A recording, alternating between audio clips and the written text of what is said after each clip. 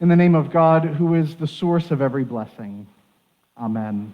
Please be seated.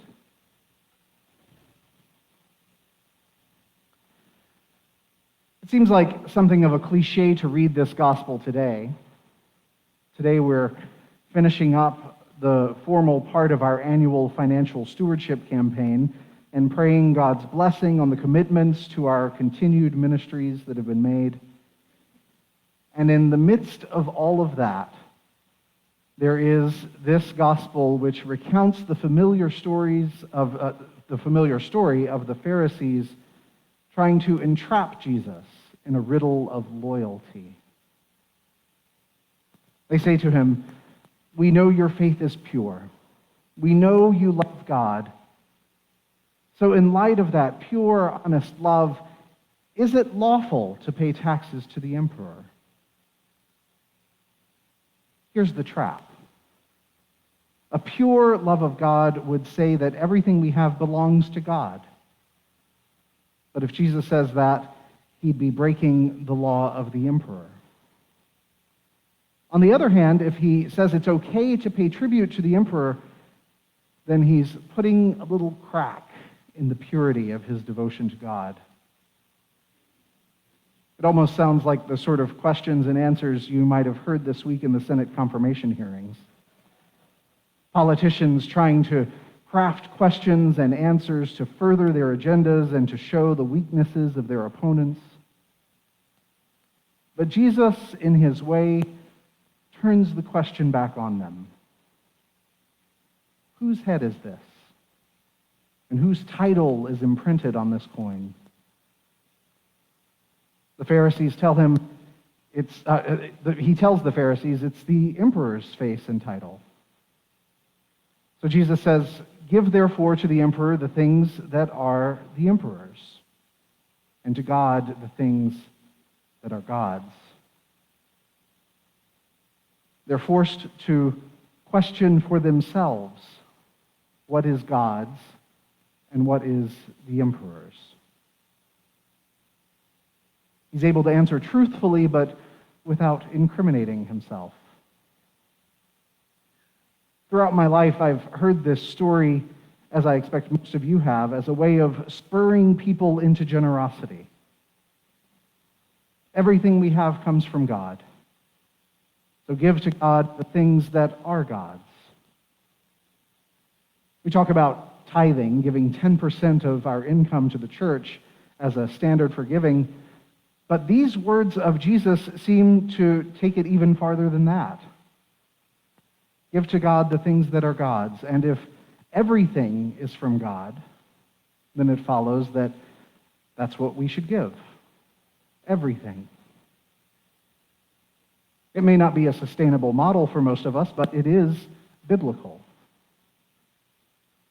But this week, in the midst of all the anxieties and frustrations I've been feeling about the state of the world, I have started asking myself, where does it come from?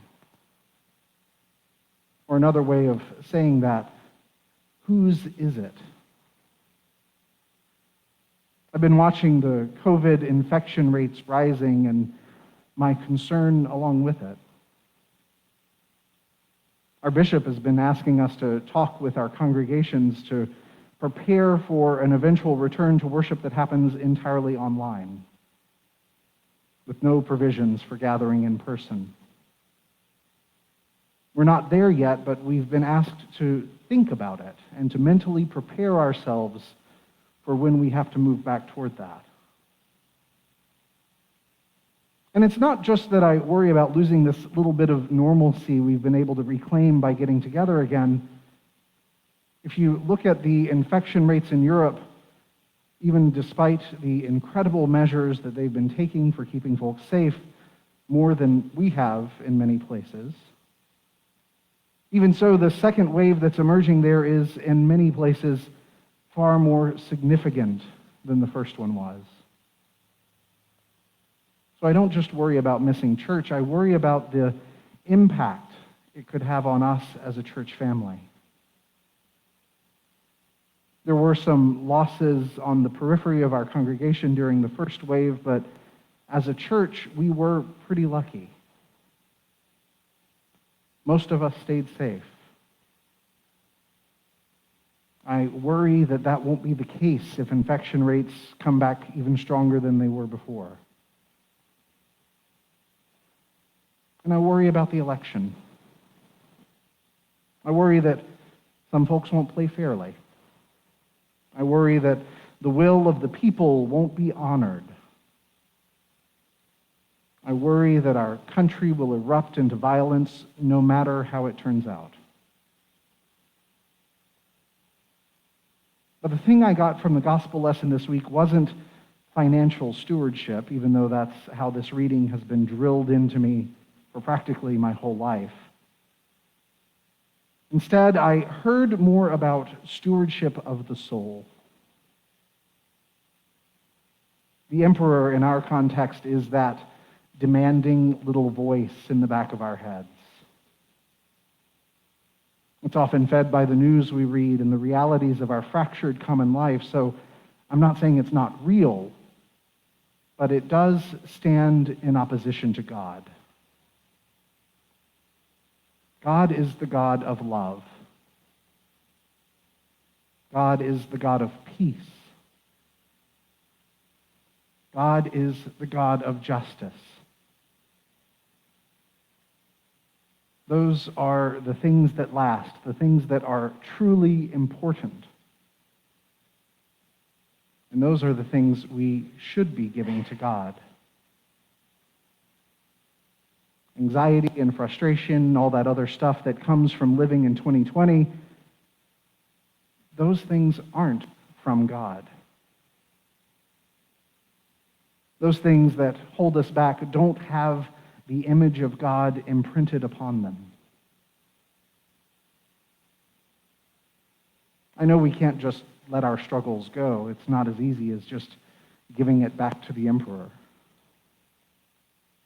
And I know it can be tempting to cling to them. I fight that same temptation every day.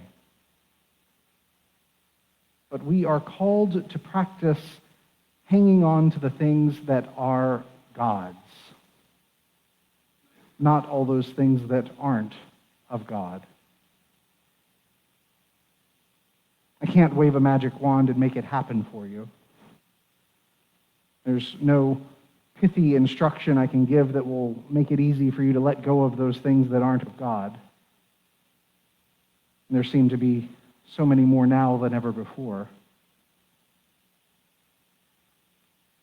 But what I can do is gently remind you and gently remind myself. The things that are of God are things of love and peace and justice, compassion and kindness. Those are the things we should try to hold on to.